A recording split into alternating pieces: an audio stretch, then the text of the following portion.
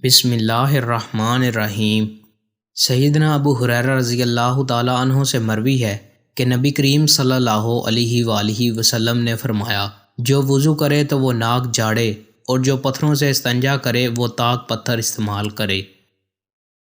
سیدنا ابو ایوب انصاری رضی اللہ تعالیٰ عنہ سے مروی ہے کہ رسول اللہ صلی اللہ علیہ وآلہ وسلم نے فرمایا، جب کوئی آدمی قضائے حاجت کے لیے آئے تو وہ قبلہ کی طرف رخ نہ کرے، اسے چاہیے کہ وہ مشرق یا مغرب کی طرف منہ کر لے۔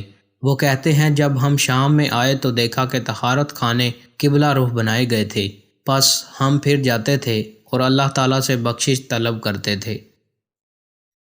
سیدنا زید بن ارقم رضی اللہ تعالیٰ عنہ سے مروی ہے کہ رسول اللہ صلی اللہ علیہ وآلہ وسلم نے فرمایا، بے شک ان طہارت خانوں میں شیطان حاضر ہوتے ہیں، اس لیے جب کوئی آدمی ان میں داخل ہو تو وہ یہ دعا پڑھا کرے، اللہم انی اعوذ بک من الخبث والخبائث، اے اللہ بے شک میں خبیث جنوں اور خبیث جنیوں سے تیری پناہ میں آتا ہوں۔